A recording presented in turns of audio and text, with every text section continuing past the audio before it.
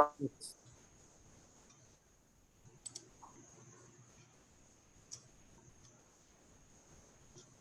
Did you get Dr. Rekha Raj, Mahmood?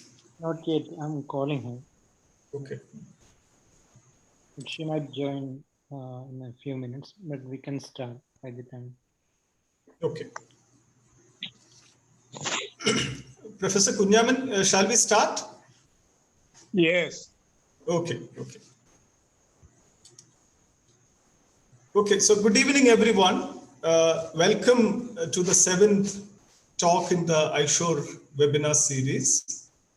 iShore stands for the Institute for Social Sciences, Humanities and Oceanic Research, which is primarily a network of scholars from Kerala, working all over the country and the world with a shared interest in Kerala's broader histories and cultures in the Indian Ocean world. And these scholars hail from diverse disciplines and seeks to forge confluences with an interdisciplinary orientation. iShore also aims to promote advanced studies and research in humanities and social sciences to provide a platform for national and international scholars and researchers who are interested in the socio-cultural and economic traditions and contemporary life of the region. And this webinar series, namely Intersections and Confluences, is designed as a humble beginning of the activities of iShore. The speaker of the day is Professor Kunhaman, who is going to speak about education, the digital divide, going behind the facade. As you might have noticed, which is a slightly revised title over what is already been circulated. And we are expecting Dr. Rekha Raj, to join soon, and she will be the discussant to the presentation. Professor M. Kunhaman may be known to many of you personally, but I'm sure he is known to most of us through his work. Professor Kunhaman is a profound scholar, a public intellectual, a development critique, and a well-known teacher of economics. And he is currently occupying the Nelson Mandela Chair for Afro-Asian Studies at Mahatma Gandhi University, Kottayam. And as many of you might also be knowing that he started his teaching career at the Kerala University, where he was a professor of economics at the Department of Economics for almost 3 decades. He joined at the Tata Institute of Social Sciences in the Tuljapur campus as a professor in the early 2000s and continued in that position until 2019. And I have some of his colleagues as friends of mine, and I have chances of hearing they fondly speaking about him as the vision and main guiding force behind the academics at the Tuljapur campus. To come to his contributions in research, Professor Kunhaman distinctively is one of the early critics of the Kerala model of development, particularly from a subaltern point of view. I remember personally reading Professor Kunhaman first in the late 1990s from the CDS library when I was shopping for themes and paradigms for my own research. And that work happened to be his MPhil dissertation submitted to the Center for Development Studies in 1982, if I remember it correctly, which was titled The Tribal Economy of Kerala and Intra-Regional Analysis. And I found that work refreshingly new in its approach and optic, and having a compelling invitation to critical appraisals in the midst of celebrations around the much acclaimed Kerala model of development. And this work was, of course, subsequently published in the Economic and Political Weekly as a special article under the same title. And all these years, Professor Kunhaman has been working and writing on a wide variety of themes, which includes tribal economy, Adivasi development, planning, economic development as a precondition for social development, globalization and neoliberalism, education, tribal capitalism, etc., etc. and of course, from the perspective of the poor and the marginalized. And he has authored many influential books, which includes Development of Tribal Economy, published in 1989, Economic Development and Social Change, published in 1990, State Level Planning in India, published in 1994, Globalization, a Subaltern Perspective, published in 2002. And recently, his memoir, Edir, Cheronadeyum Ayyappandeym Magante Jeevitha Samaram, has been published by DC Books, which richly captures his life struggles against poverty and caste oppression to gain mobility and self-respect. So we are extremely happy to have such a scholar, known for critical and reflective thinking, and who unwaveringly retained that productive disjuncture with the mainstream and dominant discourses all through his career. Thank you very much, Professor Kunhaman, for kindly accepting our invitation and talking today in the iShort series. Dr. Rekha Raj is the discussant. Dr. Rekha is, of course, part of the iShort core team. She's a gender scholar, writer, and a social activist, and is currently teaching and researching at the School of Gandhian Thought and Development Studies in the Mahatma Gandhi University. She has a PhD in philosophy, which is on politics of gender and Dalit identity. I remember this fascinating article that she has written in EPW on the political agency of Dalit women in Kerala a few years back. Welcome to Dr. Rekha Raj as well. So the format of today's session would be something like this. Professor Kunhaman will speak for around 45 minutes. And then Dr. Rekha will make her intervention for another 15 minutes or so. And this will be followed by an open discussion. You can ask your questions and make your comments directly by making use of the raise hand option. And of course, alternatively, you can type your questions and comments into the chat box as well. So thank you. Now I invite Professor Kunhaman to take the floor. Thank you, Dr. Varghese. Dr. Varghese,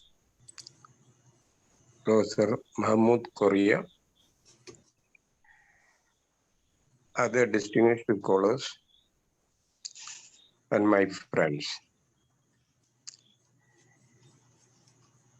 I'm thankful to Dr. Varghese for giving me a very elated position by making kind and generous references. Now he has done a blow by blow analysis of my contributions, though briefly. So what he said actually sets the tone and tenor for the discussion. I'll be briefly initiating the discussion, because that will be followed by very detailed discussion by others. Now, when Professor Mahmood Korea asked me to speak on this topic, education digital divide, going behind the facade, I readily agreed. In a sense, without fully grasping the enormity of the problem. Am I audible? Yes, you are. Yes, you are. Okay.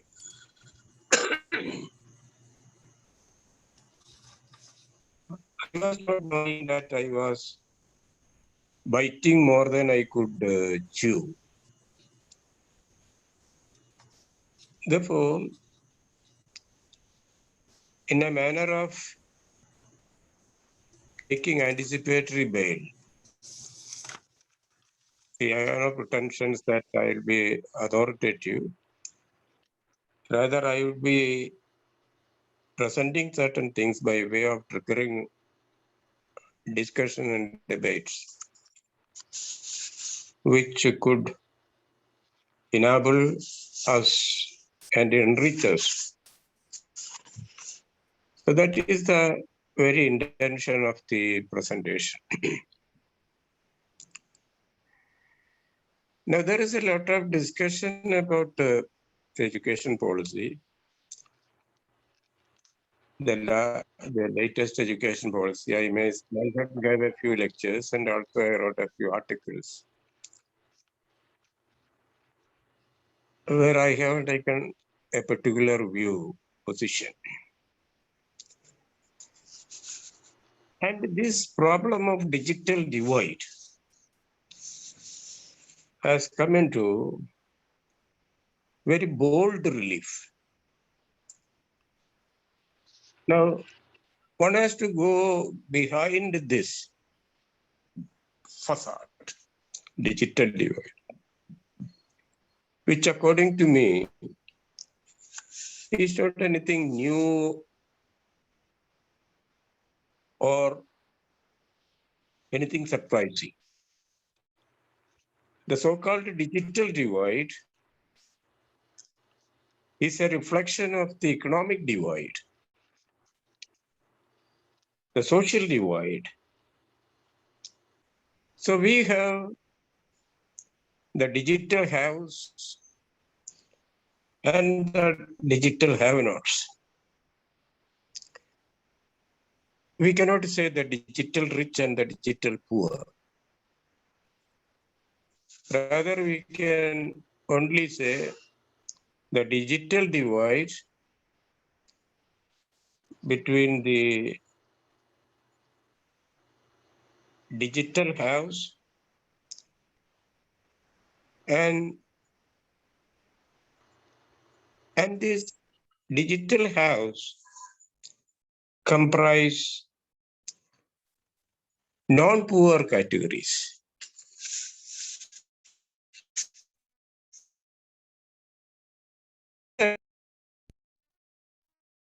This we have to bear in mind. So I am making the divide between the digital poor and the non-poor. Now then I'll be going behind this because for me,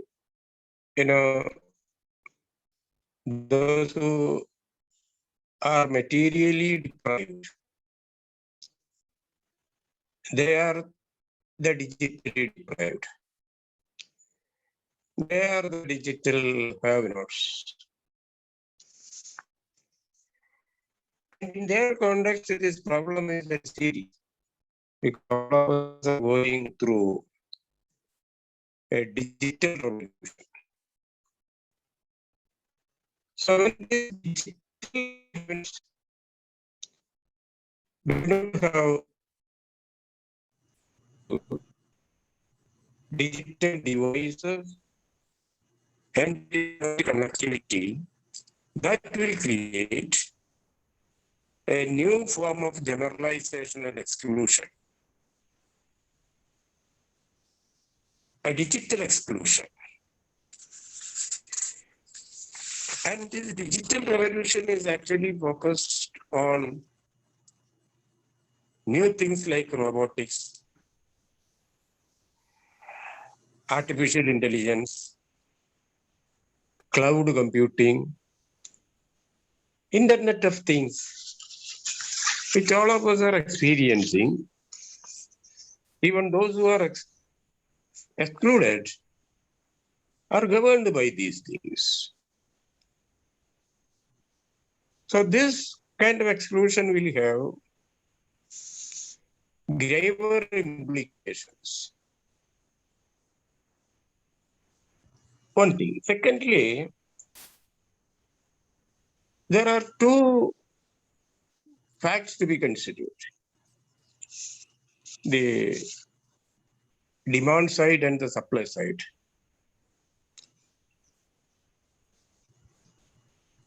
demand for education has been subjected to an exponential growth. There is no need of asking the have-nots to send their children to education institutions. This demand is rising like anything. And they are making demands not as a matter of charity or justice, but as a matter of right.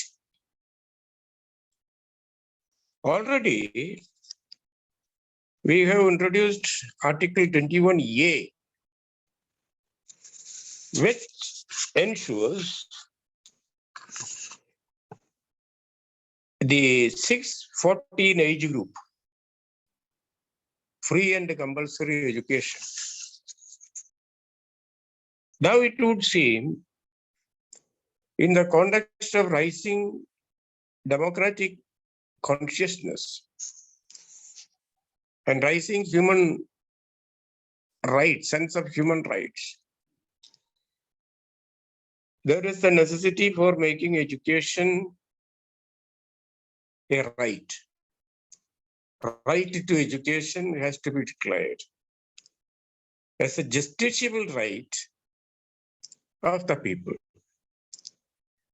So there is no lack of demand, but the problem is on the supply side. Constraints, the fault lines are on the supply side. Because modern education is very costly. There is a point below which cost of education cannot be reduced because it requires enormous costly logistics.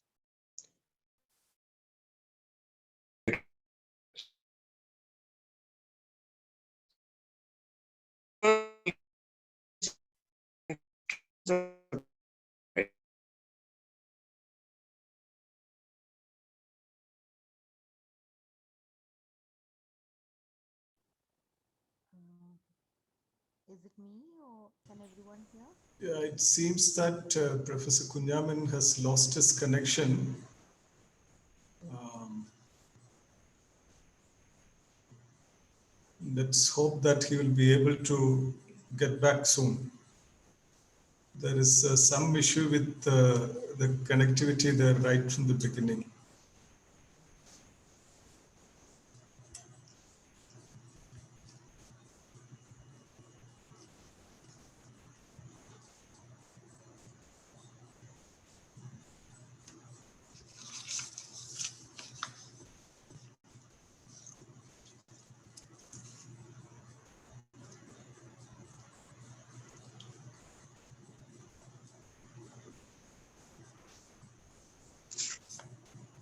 Hello, Yeah, Professor Kunhaman, am I audible? now you're audible. There was some connection problem at your end, and we lost you completely Okay. in between. Okay. Am I But audible now? yes, now you're audible. Please go ahead. Okay. So I have been saying that this rise in demand for education during the neoliberal period has been due to the increasing democratic and human rights consciousness. People are demanding digital inclusion. I read a news item in Kerala where an Adivasi school student got onto the branch of a tree to internet connectivity. He fell down from the branch of the tree. He was hospitalized. So if this can happen even to a hitherto isolated, we cannot say Adivasis are excluded because their problems are different. Dalits have been subjected to social exclusion, but Adivasis have been subjected to geographical isolation. So even the Adivasis are liking the new education, online education. So there is no problem on the demand side. But there is a state failure, and that is on the supply side. What is that and what is it due to? We will be looking into in a few minutes. I will mention here a few paradigm shifts in education. In addition to the phenomenal growth of demand for education, some shifts in education. One is that people no longer discuss the intrinsic significance of education. Everybody is talking about the instrumental value of education, instrumental role. Because no longer education is considered as an elitist activity. Now, instrumental role promoting mobility to participate in the market economy as well as to advocate and bring about change. Education is the major factor. People have recognized that. Promoting mobility.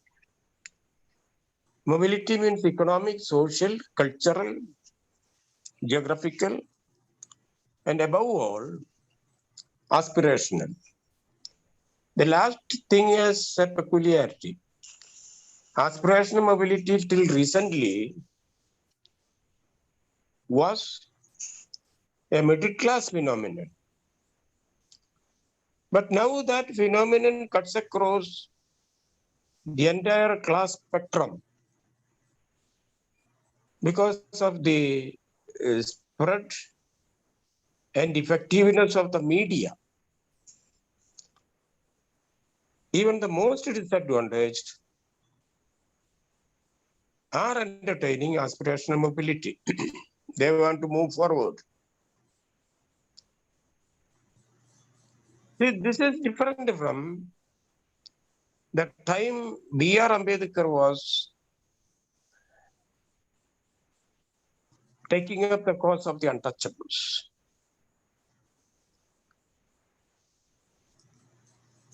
It was then, see, Dr. Ambedkar was considered as an educated elite. Elitism is sometimes required. That he had a degree from an Ivy League university. He had enormous knowledge, profound analytical ability, and exceptional command over the English language. This stood him in right stead.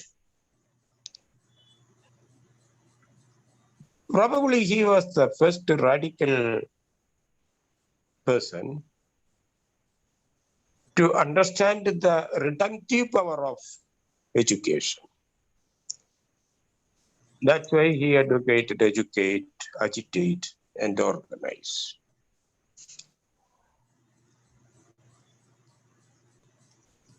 The second shift I would bring to your attention is, I'm not saying anything new. All of us are aware of this. Because of this fact that education is considered as for its instrumental role, education is not a superstructure phenomenon. Suppose you use the Marxian language. Formerly, it was a superstructure phenomenon. Though Marx didn't mean it like that. I'm not going into the nuances of that right now. It is a basic structure phenomenon. Because education raises productivity. Productivity raises production. Here what comes in is the centrality of economic policy. We have now knowledge economy, knowledge society, and knowledge workers. Knowledge has a few peculiarities. Earlier we had superiorization and inferiorization of knowledge. But the situation has changed.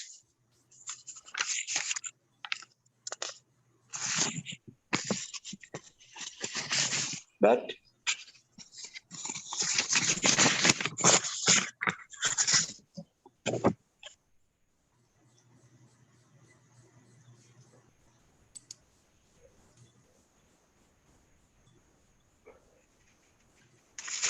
that this change in situation has to be taken into account. Now, education also has to give importance to creativity and innovation,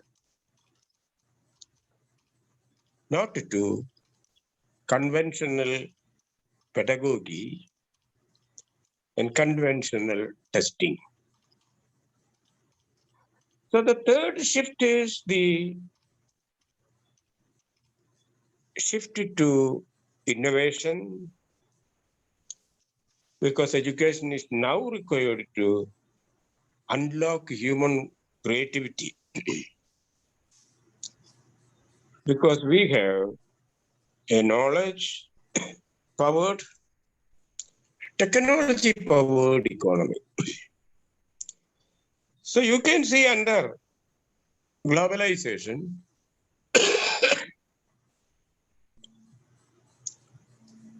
there has been a shift from resource intensity of production to knowledge intensity and technology intensity. And knowledge intensity and technology intensity, rising intensities, demand skilling, not only skilling, upskilling, and also reskilling. So every society has a particular skill pool. And from this skill pool, a skill matrix is required. Because at the global level, it is flexi specialization. One-time specialization won't do to participate in a fast changing global economy. So we need to develop a materialist philosophy of education today for guiding education through the changes brought about by globalization. Knowledge is today a commodity. Commodity is a problem. Whenever there is commodification of something, there will be commercialization of that, commercialization of in that area, attracting investment for making profit. This is not something to be scoffed at, because all through these years, in the pre-independence days, then in the register period, And even after that, in few hands, you can take away wealth unless there is a revolution. In a democratic setup, it is not possible to take away. So how well this wealth can be brought into the mainstream for making active investment? This is the crux of the problem today. Now coming to knowledge, there are a few things. That is the fourth shift I am bringing in. Knowledge communication, and this knowledge that is the modern. Cheap labor is not a condition for growth and development, for increasing production, but productive labor. Labor productivity and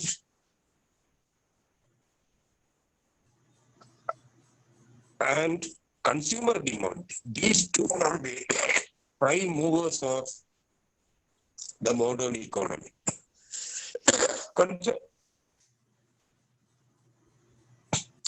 Consumer demand is very important. But now capitalists are not just catering to existing demands. In the course of production, they are creating demand also. So you can see in the TV channels, brand ambassadors like Amitabh Bachchan, Vidya Balan, Kareena Kapoor, these people coming and introducing certain products. So they are creating demand. So capitalists are not just catering to existing demands, but they are creating demand. This is an old world because in economics,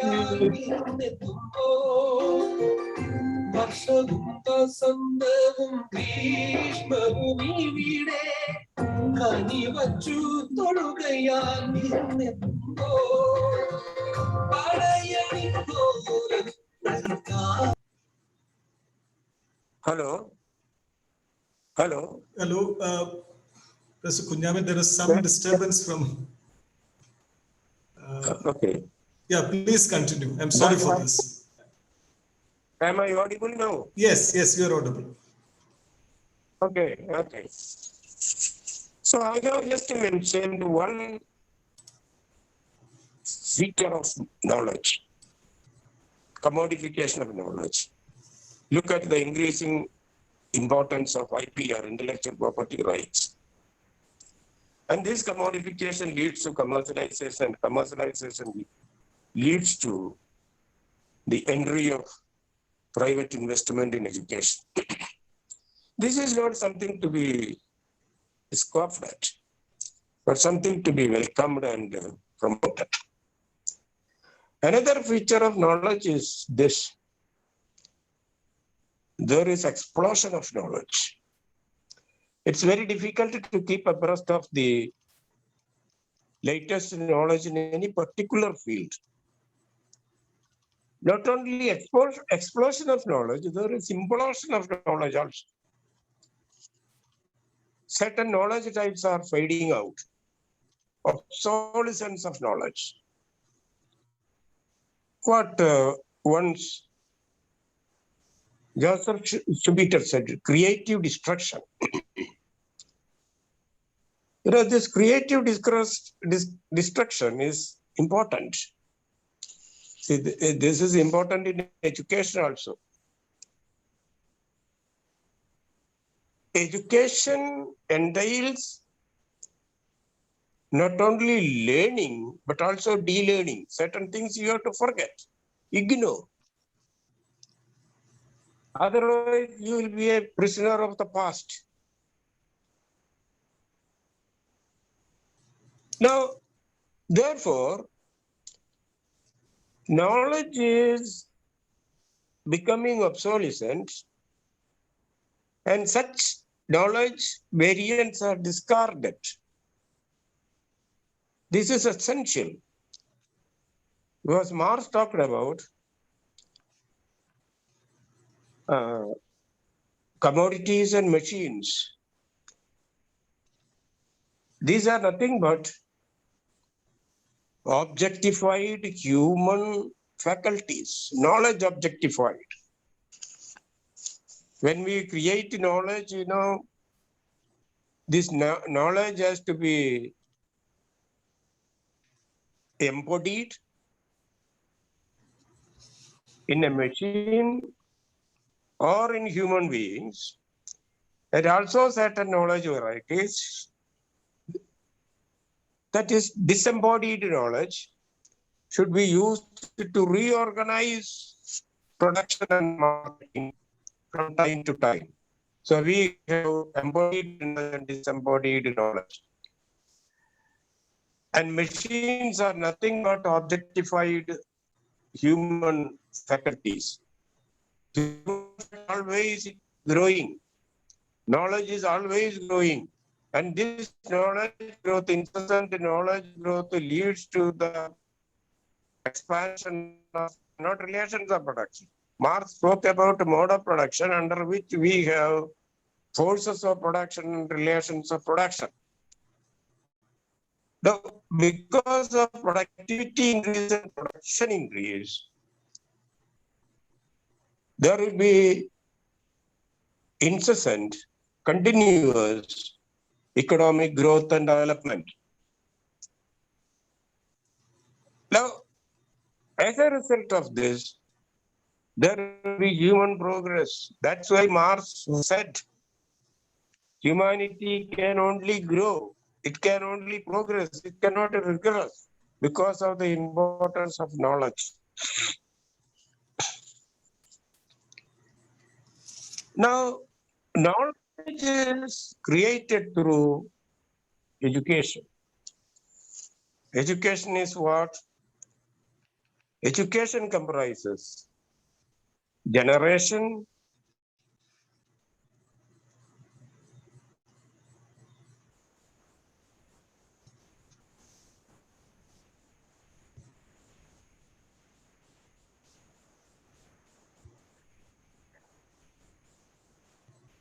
hello?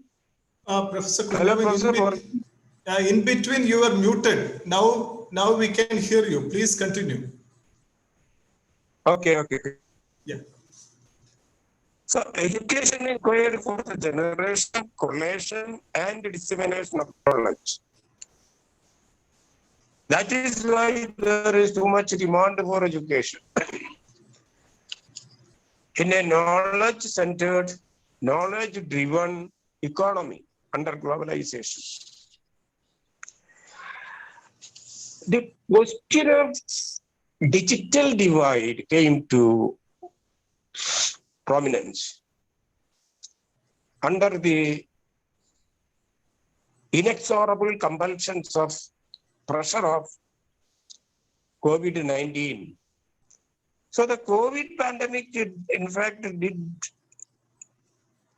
a right thing. It brought this to our attention and told, you need certain changes. I will be coming into that in a little while because I have to fast track the presentation. Now, this is the right emphasis because Amartya Sen speaks about capability approach to development, human capability. Now, in a context of changing character of poverty,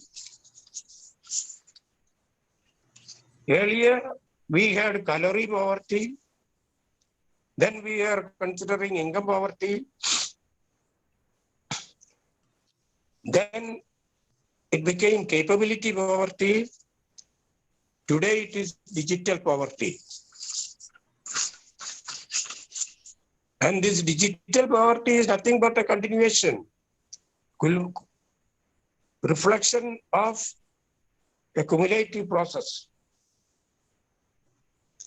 Now, this capability can be enhanced through education along with health and nutrition. Education just won't do.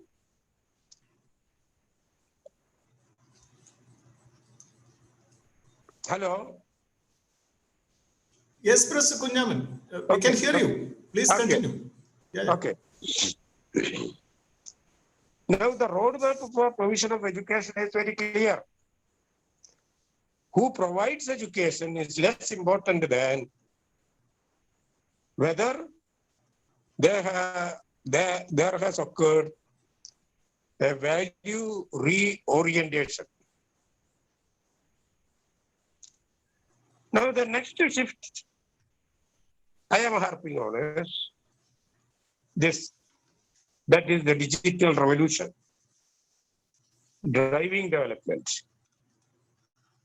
This is a compulsion. There is no going back from this. I have referred to this, that is robotics, artificial intelligence, and so on. So internet-powered education is not a choice, it is a compulsion. And this kind of education is not just at the pedagogy level, teaching, but at various stages in the spectrum, for admission, for teaching, and for evaluation. Internet-powered education. Plus,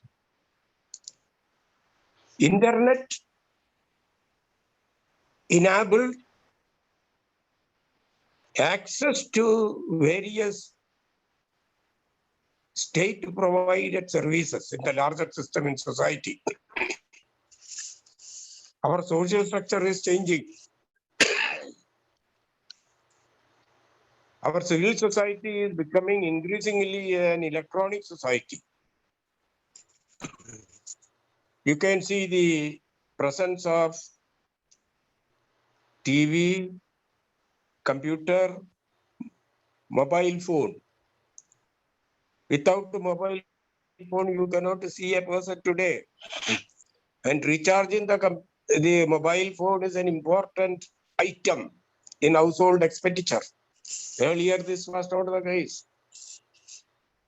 And the access to this technology, internet technology, is making society non-hierarchical. Horizontal interactions are taking place. Today, the caste system is declining, disappearing. Caste system.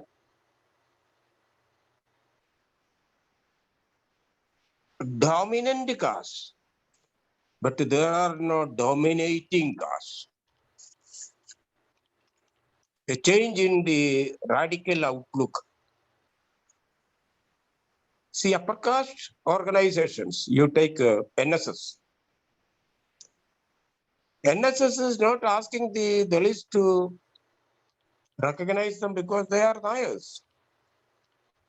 It is saying, we are controlling so many arts and science colleges, so many engineering colleges, so many medical colleges, so we should be recognized. That's part of a new political economy. The government recognizes. It's not a question of power. Mahatma Gandhi does not have the power of even a panchayat member. But the President of India went and met her in her ashram.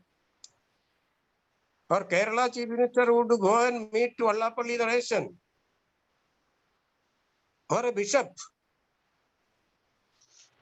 Not because Vallapalli Ganeshan or Mahatma Gandhi have the power of a panchayat member, but they are economically strong. Their power is drawn on the economic base. Property is power. It is not power Administrative power, formal power, but it is strength. Strength drawn from property. This said in 1820 in his philosophy of right, property is freedom. It's a very good way of looking at it. Now, on the whole, generally, internet spread is very low in India, not only among the marginalized and excluded sections. Generally, only 22% of schools have internet today. And less than 30% of government schools have computers. But private schools have. But remember, it is these institutions which produce the ruling class, which produced the ruling class. The ruling class persons and social groups came up from property owning families and social groups. So there is no worry. There will be continuity of administration in India. So this is not a question of education policy. Here, what has to be recognized is the centrality of economic policy, not education. Because education you cannot customize for each social group. It is very defective and dangerous to say that the tribal students should be taught in their language. No, they have to be integrated. They have to go through examinations, state BSc, similarly UPSC examinations. They have to go to universities. So it is very dangerous to demand customized education. You cannot customize education. Now here the problem is this digital divide will lead to knowledge haves and knowledge have-nots. Problem is there. Traditionally, the marginalized and excluded sections were suffering from three types of alienation. Alienation from wealth, knowledge, and power. A triple alienation which I have explicated in my book, Globalization and a Subaltern Perspective. This is not simple. It is not just some caste advocacy. The demands being made by certain caste organizations. It's more than that. So here the problem comprises three challenges. To provide education to all, one thing, as a matter of right. Two, involving the corporate sector in the provision of publicly provided education. Already there is private sector and also there is corporate social responsibility. But a new algorithm should be worked out based on academic social responsibility, and the corporate sector should be attracted and involved in the provision of publicly provided education. And three, the third challenge is to conflate education with health and nutrition. These three should go in a package. So I'm concluding, recuperating, saying that the trigger should be applied not on the education policy front, but on the economic policy front.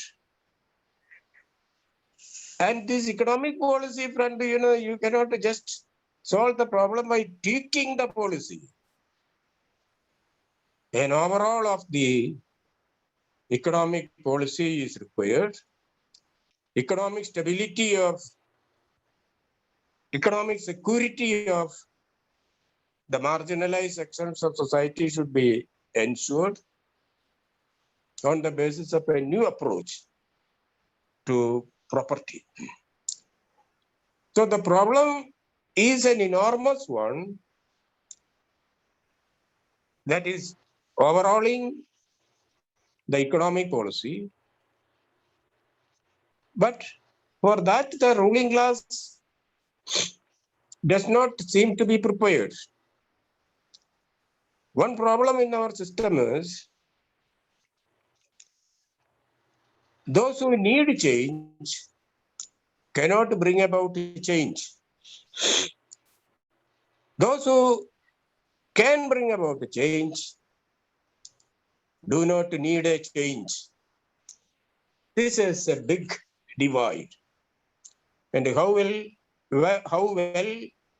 we will be able to bridge this gap would ultimately determine whether we are able to bridge the gap between the digital haves and the digital have-nots, or to bridge the digital divide, which is actually preventing people from participating and availing of the digital revolution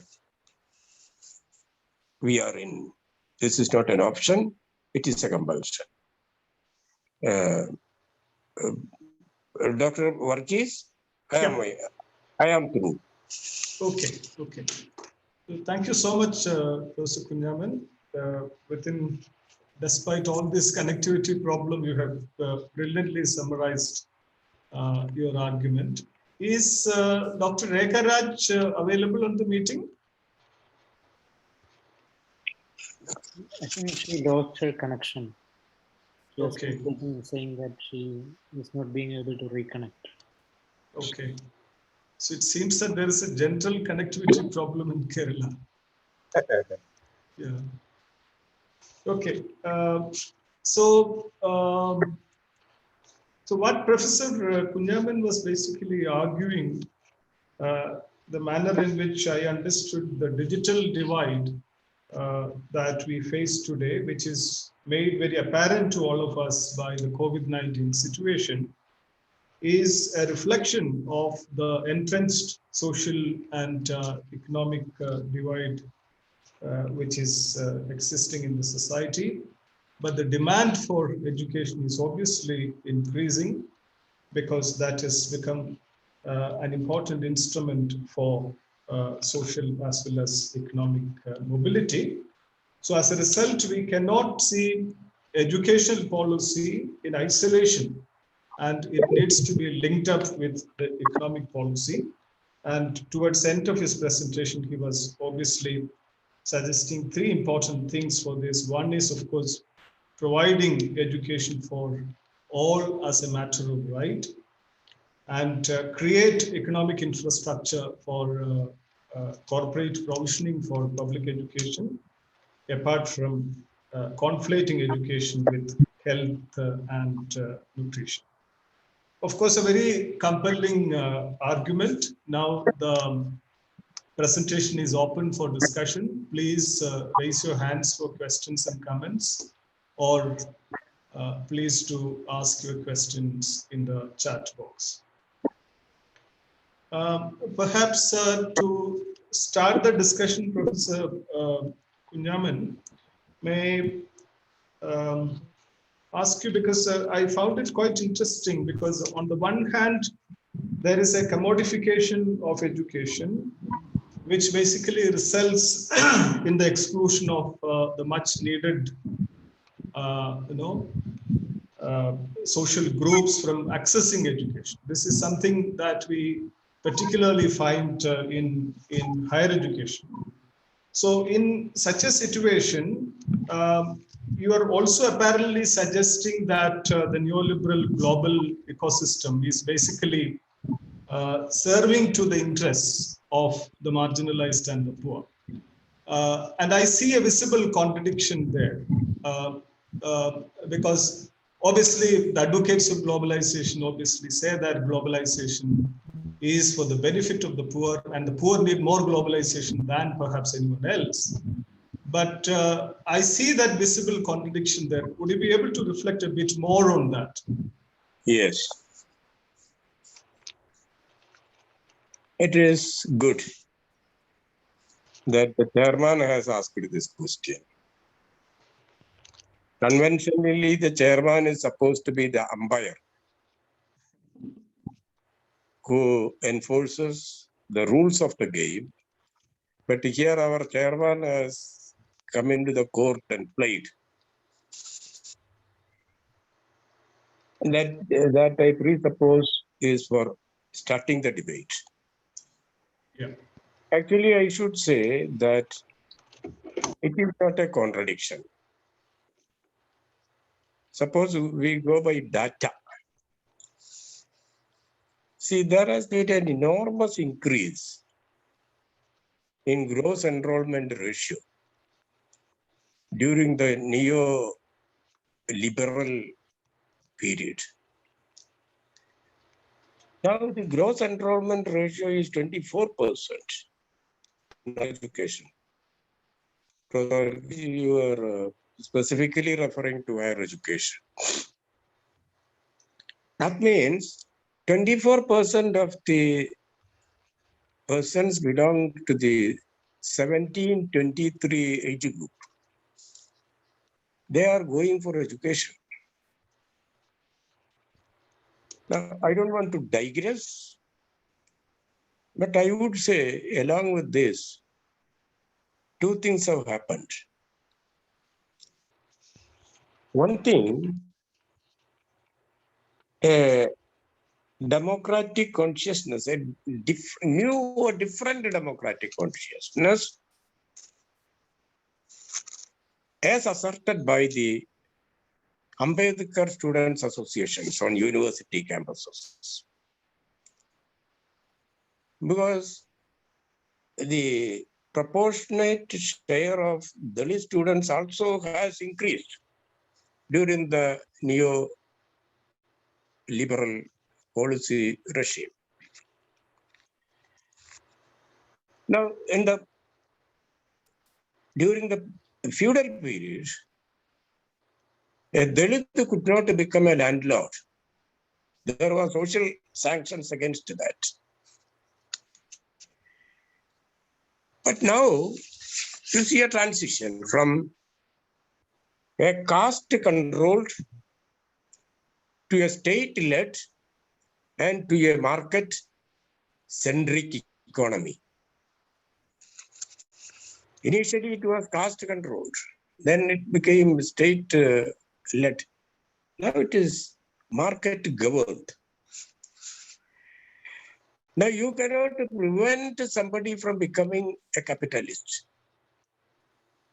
In fact, I would say that what is called the Dalit capitalism, centered in and around Pune, Dickey's history one can examine.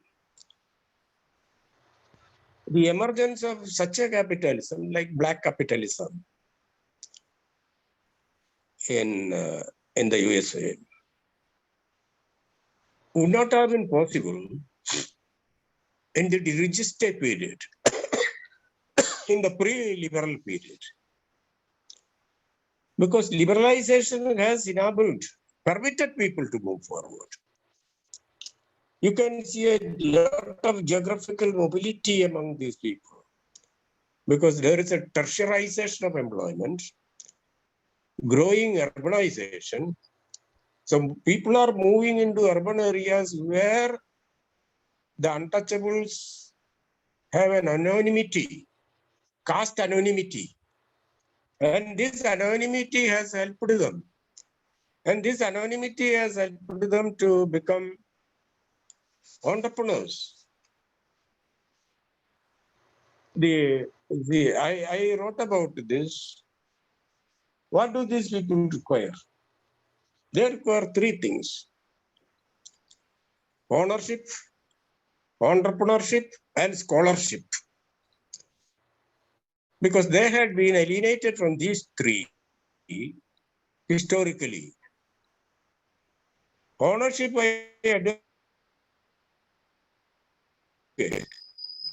There should be not only just ownership for the Dalits. Advocating anything specifically for Dalits is not availing. It is unavailing. Only if there is a general process of development of the have-nots, the Dalits and Adivasis can also develop. Otherwise, there can emerge a few powerful individuals from these communities. But the marginalized people, they would remain as marginalized. So I would think that there is need for a new consolidation, something like a universal property right. And this universal property right should be done by the UN Human Rights Council on the lines of the Universal Declaration of Human Rights in the post-World War period. There should be a universal declaration of property right. I go by what Hegel said in 1820, property is freedom. Only if this kind of a freedom is assured, only if the economic security, not a social security. Social security is a charity. Only if there is economic security, there will be a sense of independence, there will be assertion, and these deprived sections of society will be moving forward. So I should think that globalization has by and large, neoliberal economic context has by and large helped these people to realize what is required.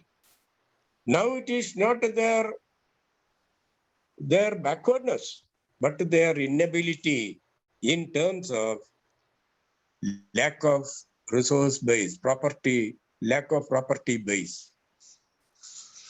Such a realization is secular and therefore good.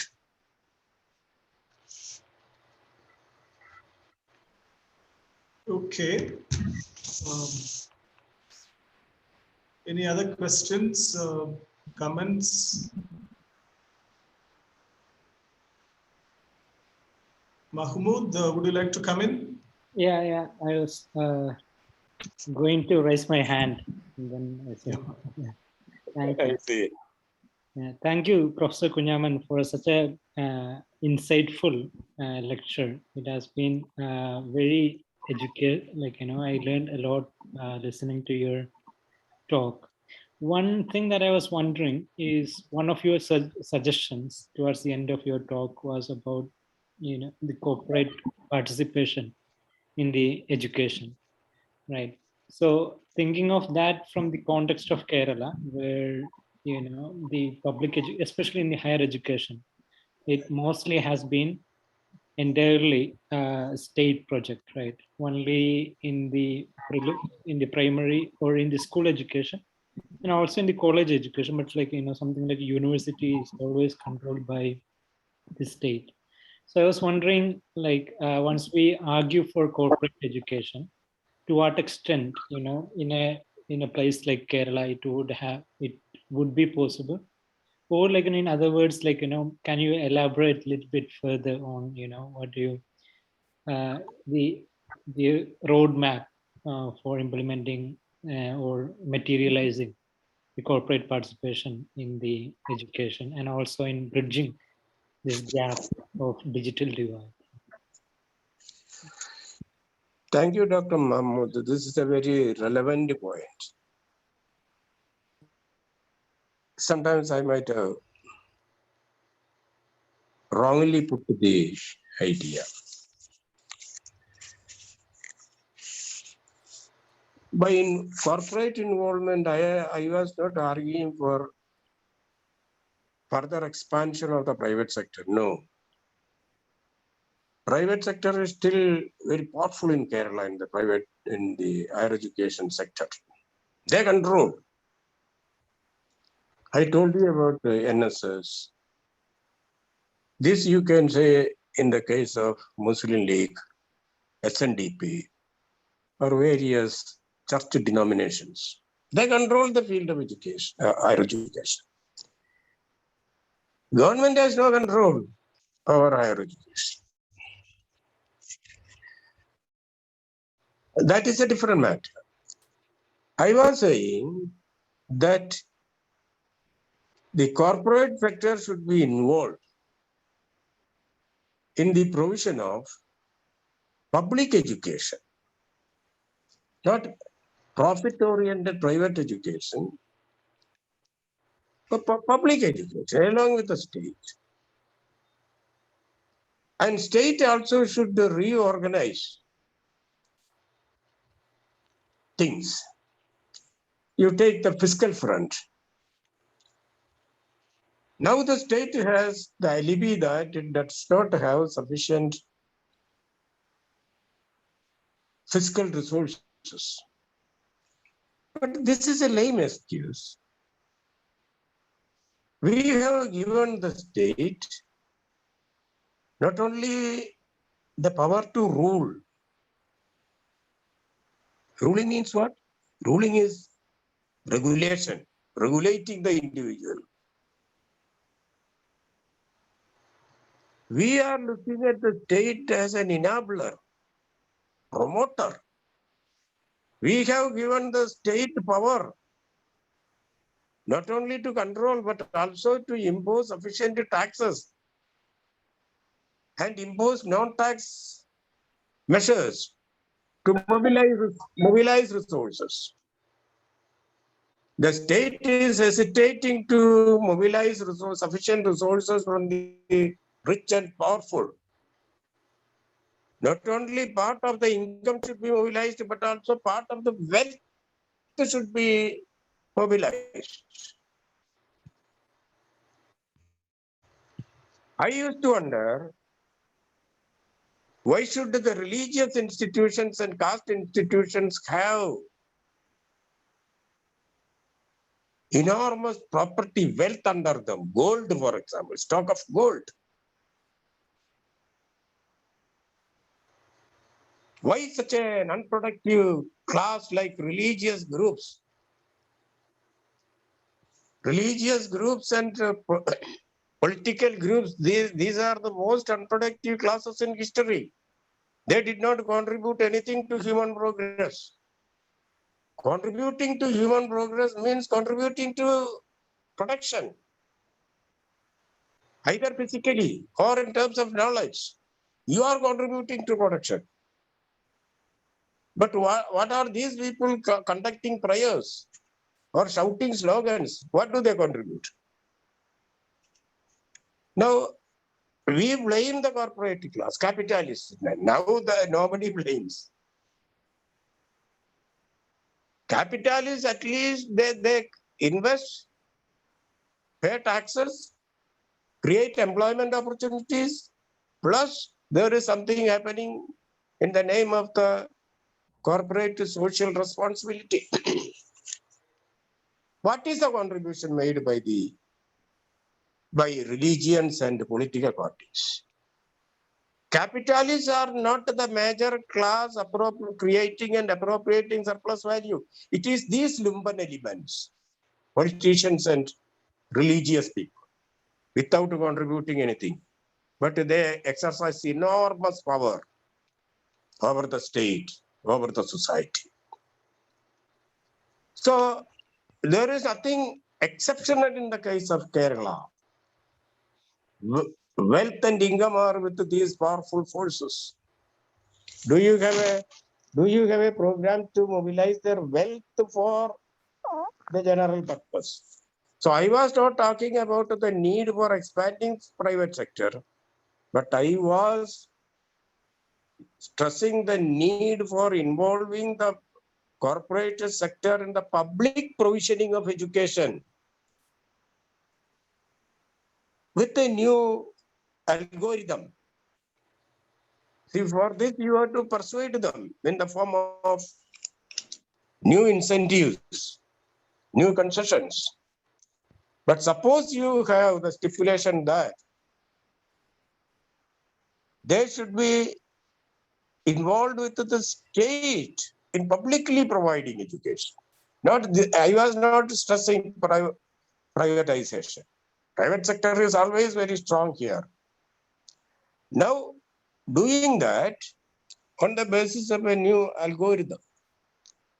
Now you say, see, you are a historian, you know these things better than me. Corporate sector is controlling education only. What is that they don't control? Political parties are controlling. You look at Indian elections. How many crores you need to contest a parliament constituency? Is it the 100 rupees you give or 100 rupees I contribute? Which funds elections? No, it is big money contributed by the corporate sector, corporates. Now the problem here is that even to bring about a pro-poor change, you need the consent of the rich people, supported by the corporate sector. So you have a corporate funded electoral system. You have a corporate supported political system. But you cannot have this here means it passes common sense. Secondly, you take the values. Religion and politics demand the same values: obedience, respect, hard work, compliance, and allegiance. These are pre-modern feudal values. State is a religion, a secular religion. A democratic state is a democratically elected religion, because religion and state, they demand the same values from people. Now, the state is not blocking the entry of the corporate sector. They don't use capitalist. This word is not there. They don't mention surplus value. They don't speak about profit. The word employment has replaced the word profit. Now they are not capitalists.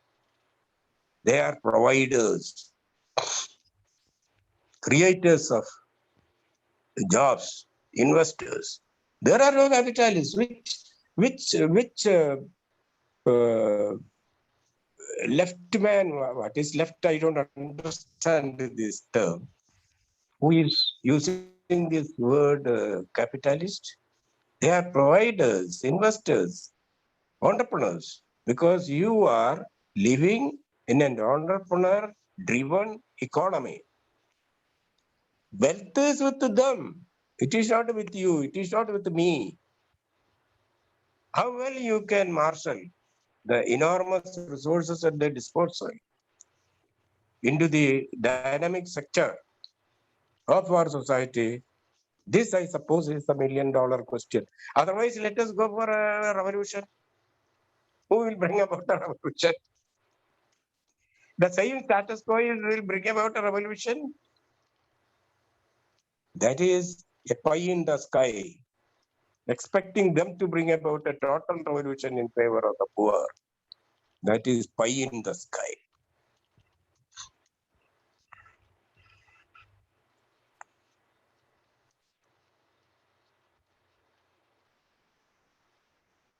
Okay. Any other questions? Hi, this is Godwin. Am I audible? Yeah, yes, Yeah. Gordon, please go ahead. Yeah. Means, to Dr. Kunhaman, I agree with, most of the points, but can I, this is just kind of, footnote to the question, means, the issue that you have been talking about. See, I have been analyzing, the Kerala, the higher education admissions, and I find that,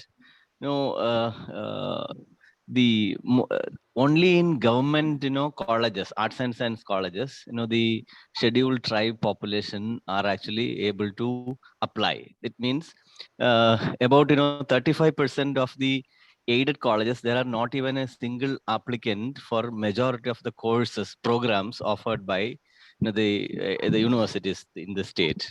Thirdly, with regard to the self-financing courses, there are no applicants at all. Okay, so that means government colleges are still the only source of they find more allegiance, especially the scheduled tribe community in applying as an entry to the higher education sector.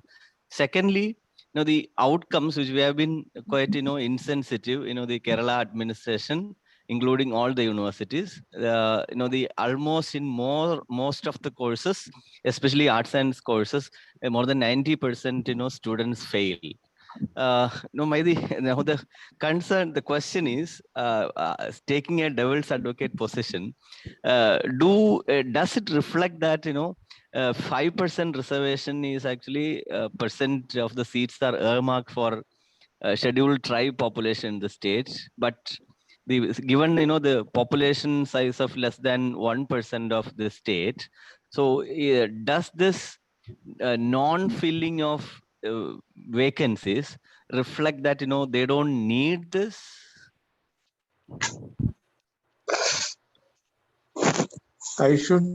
Can I respond?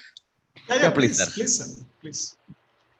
No, I think all the 3 points which Professor Godwin raised are very serious. These are not just questions.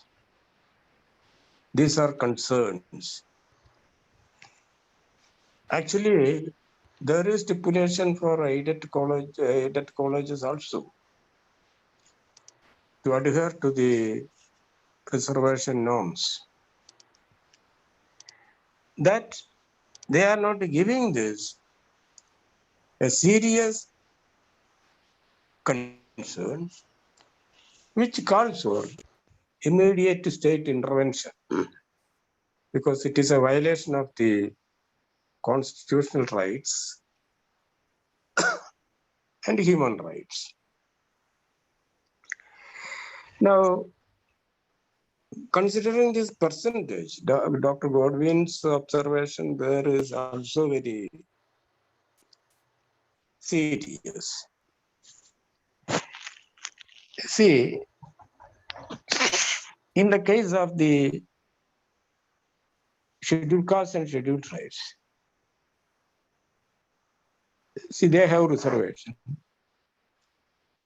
Suppose there are no sufficient numbers of candidates from these categories. The stipulation is that these seats should be re-notified. Again and again, till applicants come. If they don't come, even then, they should be kept vacant. Otherwise, a lot of manipulation was taking place. So the fault line in this case is on the implementation side.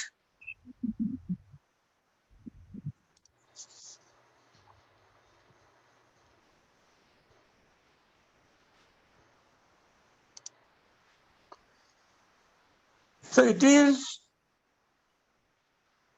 a problem on the implementation side. And to rectify this, government has all the powers. And the concerned groups have their right. So what I'm saying is, I'm repeating what I said initially in my response to Professor Godwin, that all the issues you have raised, because you have come across these on the basis of your research investigation.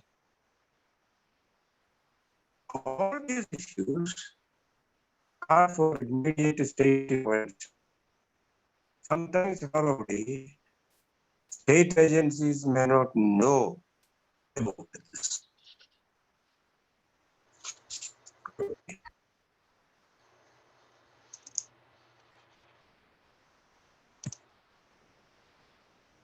Um, Professor Kunhaman, you are not audible. Uh, Oh my God. yeah, So we what I lost said in you. response. We lost your audio in between. I see. Yeah.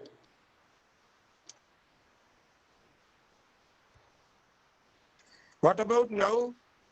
Yeah, it is better. It's still, your voice is slightly muffled, but better. Okay. I shall raise my decibel. What I'm saying is the issues that Professor Godwin raised are serious concerns. These are not just academic points. I explained these, but I find that the chairman says it was not audible. Towards So end, yeah. these are very serious concerns, and these concerns center around lapses on the implementation side. Now, I think there is necessity for, and there is room for immediate state intervention. Sometimes the concerned state agencies may not be aware of these. These lapses are happening. The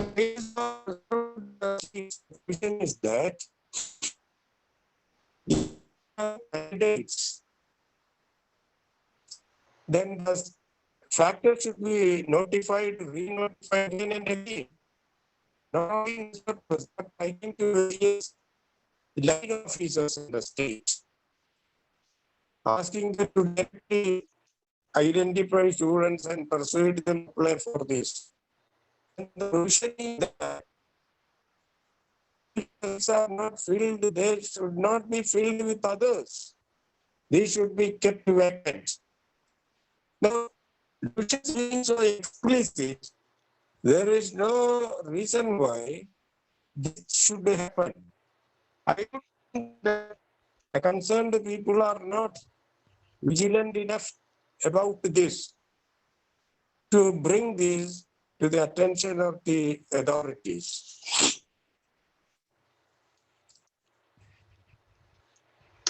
Okay. Any other questions? Sir, can I speak? Yeah. Please go ahead. Oh, okay. Sir, I'm very thankful to Dr. Kunhaman sir for a brilliant talk. Sir, in your talk, you have clearly mentioned that substantiate that digital division is something like the division between digital haves and digital have-nots, because digital poor or have-nots are real poor. Sir, and recently, Kerala Shastra Sahitya Parishad has published a study report. In this report, it is mentioned that nearly 39% of the students are eliminated from the online classes, especially in this class, school students. They clearly recorded that most of these eliminated people were from the math-based session, especially from SC and ST and fishpot communities. So I would like to mention that it is not a division, digital division or divide is not totally the digital division of digital halves and digital half notes. It is a division of digital savarnas and digital avarnas. So what do you think about this type of sociological approach on this digital divide, particularly in the Indian context? Sir. Murugaraj, I perfectly agree with you. Thank you, sir. Because the digital awareness and digital awareness, their existence is a social reality in our country. But some of these awareness are from the socially backward classes themselves. Of course, sir. Of course. You can see this. There are Dalit Savarnas and Adivasi Savarnas. Once they escape, They never look back.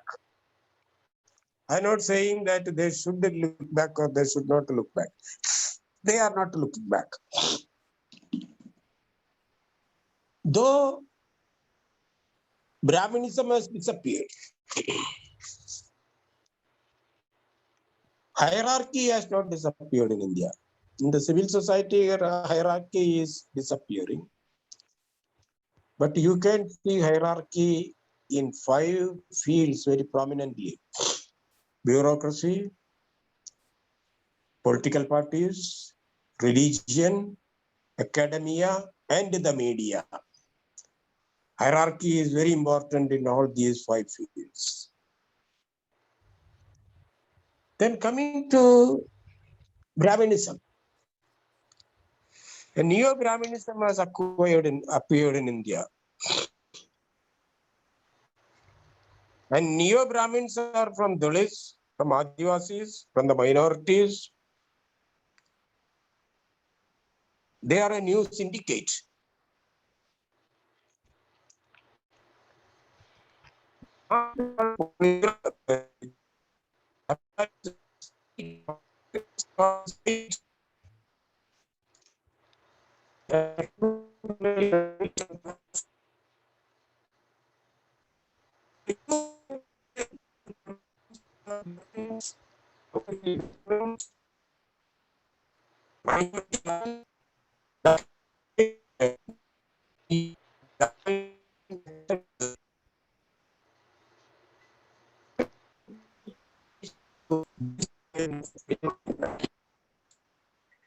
Our system is such that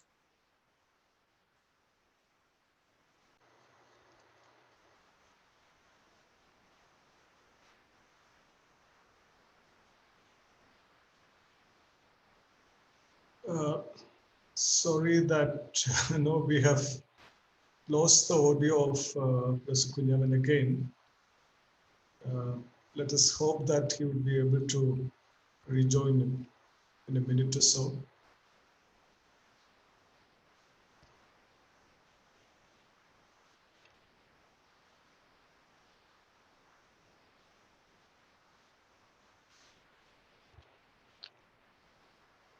Varghese, Yeah. some of our students are there. Ask them to speak. Okay. If they have any experience of this digital divide. Yeah, they're absolutely free to speak. Can share their experience of digital divide, which we are experiencing now in a different plane, perhaps.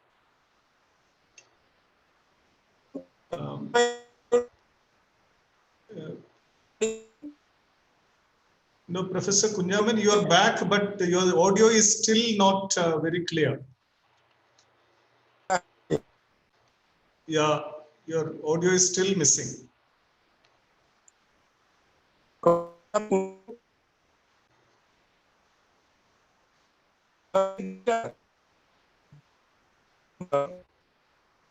No.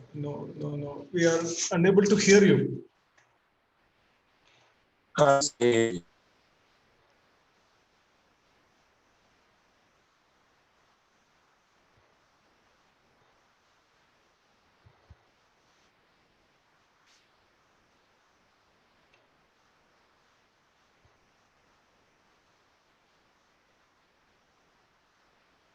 You're muted now. Can you unmute and speak, Professor Kunhaman? Let's see how it works now.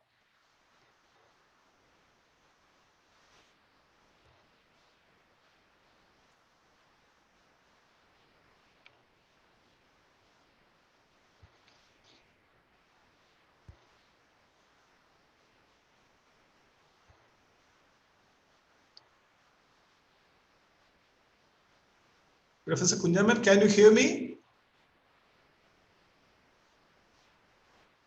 You're muted. You're muted. Please unmute yourself.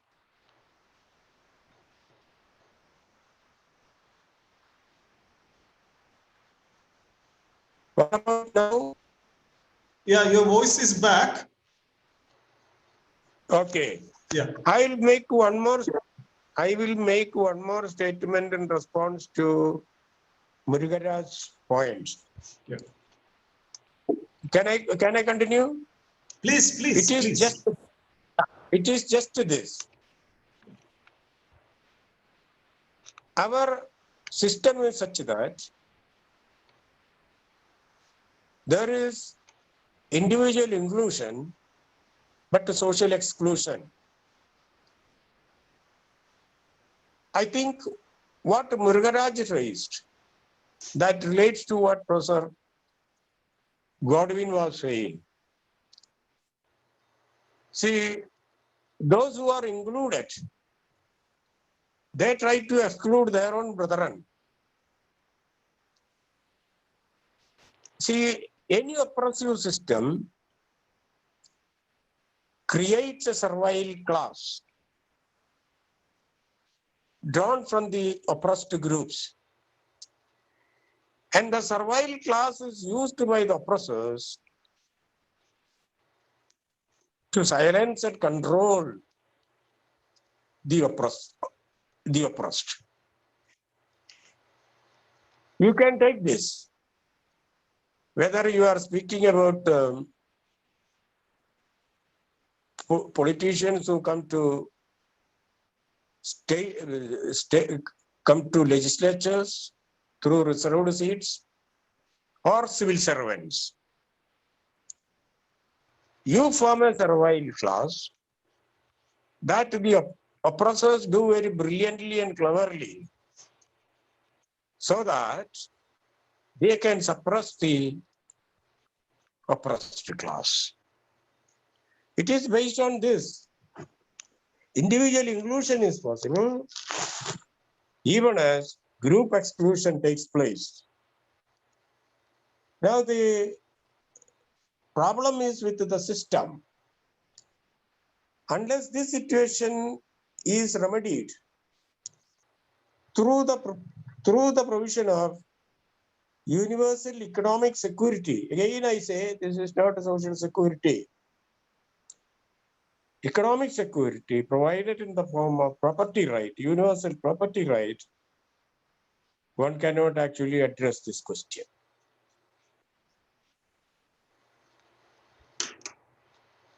Okay. May I ask a last question before winding it up?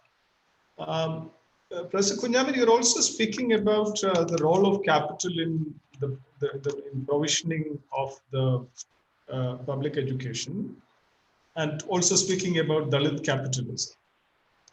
I know on Dalit capitalism, we have two kinds of narratives available, in the academic discourse, at least. On the one hand, you have these narratives about the extraordinary, steadfastness about the Dalit entrepreneurs and the possibility of entrepreneurship as a tool for social empowerment, etc., considerably overshadowing the earlier narratives about struggle for equality, rights, etc.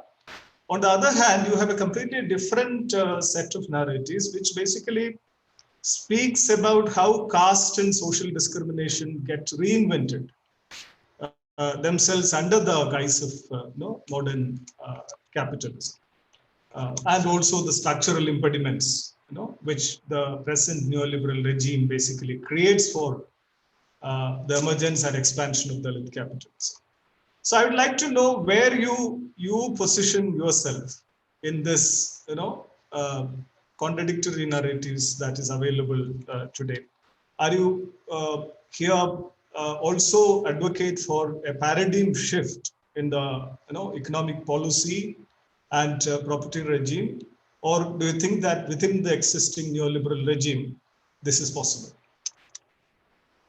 Now, it is good that you have raised this point so that I am getting an opportunity to make myself clearer. I tried to be clear, but it shows I didn't succeed in that.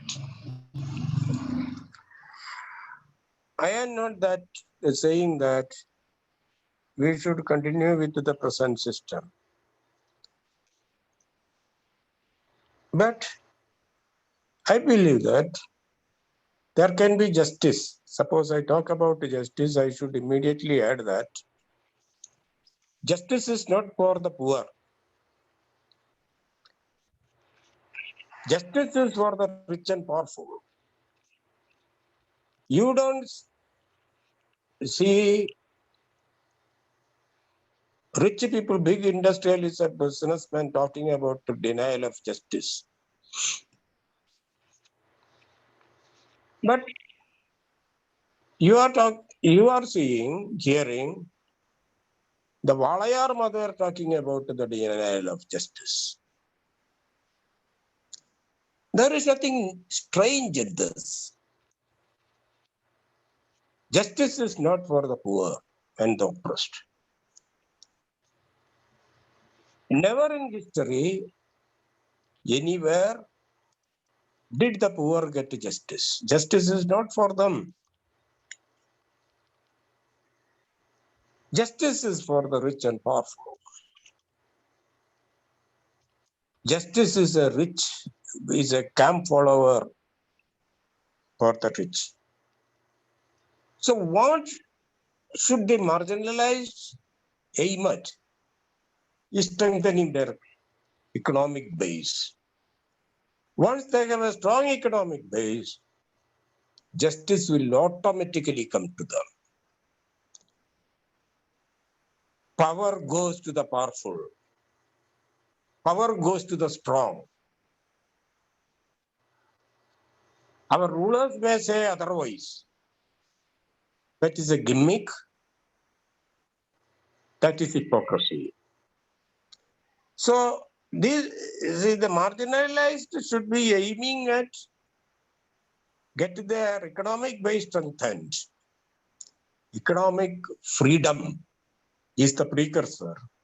Freedom in the largest sense. About this Pune-centered approach, I was not supporting this Dalit capitalism. I was not making a value judgment on that. But they raised a point. We will be job givers, not job seekers. Thereby, they repositioned themselves. What is required to reposition themselves? Recently I had written an article in Indian Express. The poor should be redefined and repositioned. They are consumers and producers and potential entrepreneurs, not welfare scroungers, not receiving some welfare measures from the government. That is a passive thing. They should have a transitive role, not an intransitive role as receiving something. So they should be considered as consumers, producers, and potential entrepreneurs by others. They should also redefine and reposition themselves, the poor. That through centuries, they had been producing wealth for the rich. But in the course of doing that, they had been producing and reproducing poverty for. So producing wealth for the rich and producing and reproducing poverty for themselves, that is the dual role they played in history. Now, I would think that what could be the nature of a new paradigm? I would go by what John Rawls said in his A Theory of Justice, written in 1971. A democracy, a property-owning democracy, where people own property. Now, when this is the case, see, the liberal traits we should introduce, retain, competition. I would say that a liberal socialist system should be created and promoted. John Rawls says in that book, a liberal socialism, not a centrally controlled socialism, liberal socialism, where you have equality plus liberty, liberalism. What happens is we are able to take advantage of individual capabilities. There will be inequalities. But these inequalities are based on differences in individual ability. Ability-based differences. This Amartya Sen also emphasizes in his 2009 book, the idea of justice. John Rawls' book is A Theory of Justice. Amartya Sen's book is The Idea of Justice. So efficiency-related differences should be considered, should be promoted, which would take the system forward. So I would think that we should have a property owning democracy combined with a liberal society. That is a kind of paradigm I have in mind. Okay, does Sridhar have a comment? Sridhar, please go ahead. Good evening, sir. This is Sridhar from Tuljapur. You were my colleague. Sir, I enjoyed your discussion. Many things I'm trying to understand. One thing I want to give an example as an extension to your argument only. It's a comment. So in the during British period, when tribes were continuously to whom the James Scott calls state evading people. What was their plan was, if you give education to the tribes, some people, if you prepare middle class out of them, you can control them. So that was a strategy followed, and I think whatever you are arguing, individual inclusion and social exclusion is the order of the day. I think it's going with that. I've only my comment only. I have to still think about many things you have spoken. It is in line with your own argument, sir. It is not contrary. It is only just extending. Yeah, okay. Thank you, Sridhar. Professor Varghese.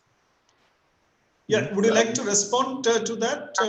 Actually, there is nothing to respond to. We were colleagues on the Tuljapur campus. Yeah, I know.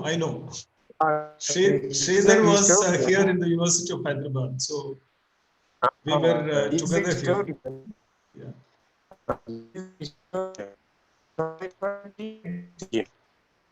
When he mentioned this point, actually by mentioning that point, he was commenting and scoring. I have been speaking. So my thanks to Sridhar. Okay.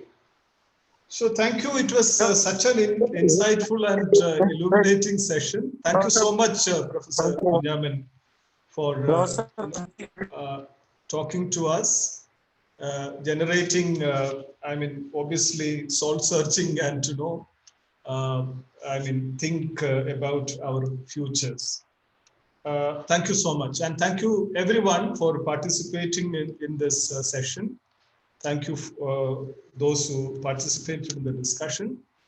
Our next talk is by Professor Filippo Osella from the University of Sussex, which will be towards the end of next month.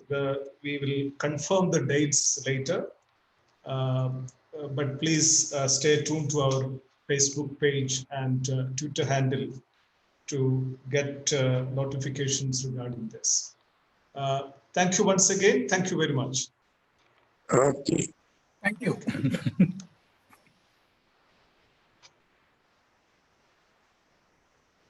So we have wound up the program. Yeah, yes. Professor Kunhaman, are you located in Trivandrum these days?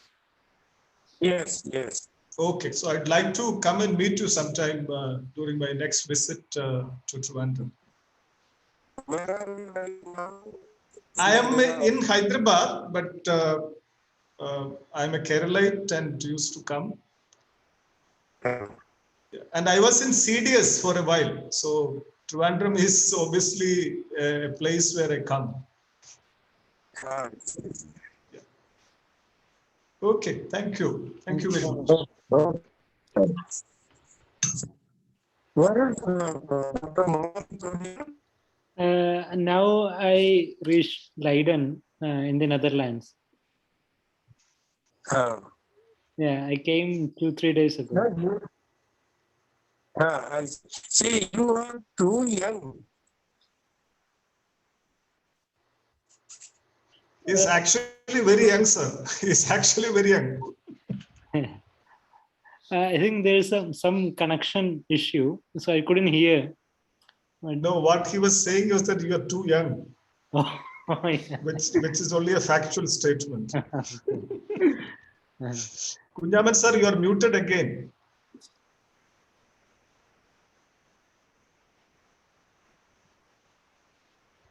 Yes. Yeah, yeah.